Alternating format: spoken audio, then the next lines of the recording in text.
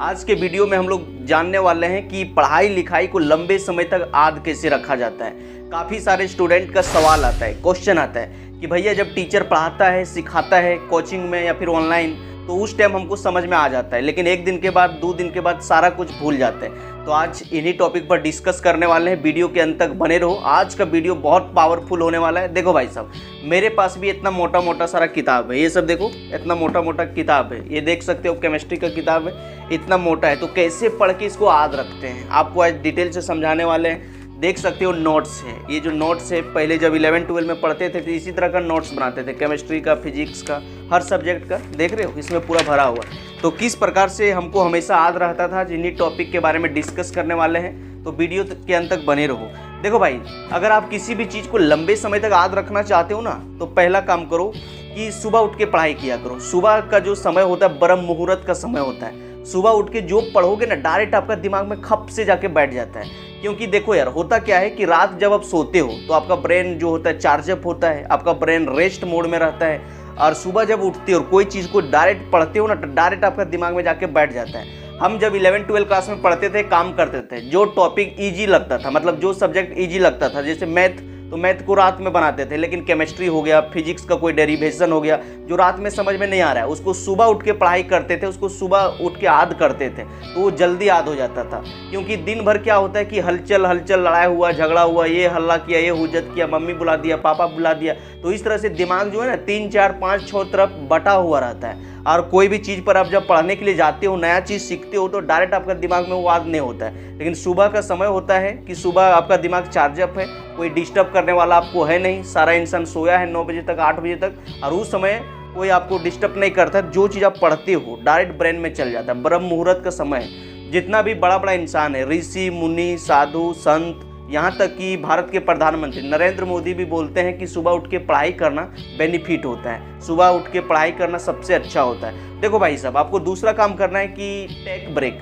मतलब बीच बीच में ब्रेक लेना है। काफ़ी सारा जो स्टूडेंट हो वो सोच लेगा कि यार हमको पढ़ना है, तो लगातार वो पढ़ने के लिए स्टार्ट कर दिया 2 घंटा 3 घंटा। उसके बाद एक दिन वो इतना परेशान हो जाता है कि अगला दिन वो पढ़ेगा नहीं, 3-4 दिन वो भाई पढ़ता नहीं। तो क्या करो कि सबसे पहले जब भी पढ़ाई करने के लिए बैठते हो तो 2 घंटा सोच लो कि हमको 2 घंटा पढ़ना है, और उसको जो है 4 हिस्सों में बांट दो। 30-30 मिनट का 4 हिस्सों में बांट दो, और 4 हिस्सों में बांटने के बाद 25 मिनट पूरा जम के पढ़ो। 25 मिनट सोच लो कि यार ये एक टॉपिक 2 टॉपिक को पूरा पानी पानी कर देंगे, इसको याद कर लेंगे, तबे उठेंगे। और 25 मिनट के बाद जो 5 मिनट बचा, वो 5 मिनट रेस्ट करो, थोड़ा एंजॉय करो, मतलब पानी पी लो, कहीं बरामदा में टहल लो, किसी से बतियाना बतिया लो। भाई साहब देखो, इंस्टा का रील मत देखना और गर्लफ्रेंड से मत बतियाना, नहीं तो 5 मिनट के चक्कर में आपका 1.5 से 2 घंटा खत्म हो जाएगा और फिर आपका समय बर्बाद हो जाएगा। इसीलिए अपना जो प्ले लिस्ट में एक मोटिवेशनल गाना जो आपको पसंद है उसको मतलब डाउनलोड कर लो, सोच लो ये गाना जैसे खत्म होगा पढ़ने के लिए बैठ जाएंगे।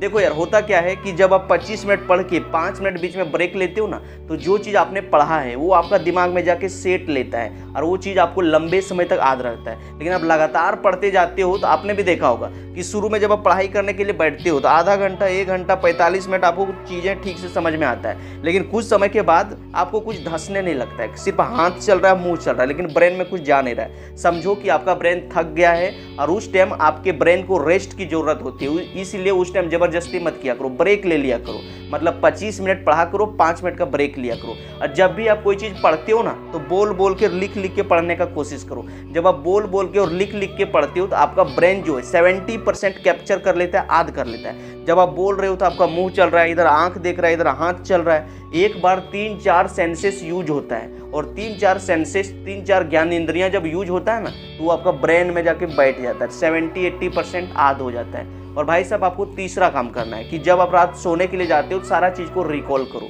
मतलब सोचो कि आज सुबह उठे थे 5 बजे, उसके बाद नहाए धोए, बाथरूम गए, वहाँ से आए, स्कूल गए, आज फिजिक्स का टीचर ये पढ़ाया, केमिस्ट्री का टीचर ये पढ़ाया, मैथ में आज ये फार्मूला याद किए, आज ये मेरे साथ अच्छा हुआ, आज ये बुरा हुआ, आज हम ये खाएं। ये सारा चीज़ जो है ना, रात को विजुलाइज किया करो। अगर आप इस तरह से 21 दिन तक कर लोगे ना, तो भूलने का बीमारी आपका खत्म हो जाएगा और आपका ब्रेन इतना तेज हो जाएगा कि भाई आप कभी सोचा भी नहीं होगा, ये पूरा तेज हो जाएगा। तो ये 3 काम करो और देखना कि आपका ब्रेन 100% तेज हो जाएगा और भूलने का बीमारी जड़ से खत्म हो जाएगा।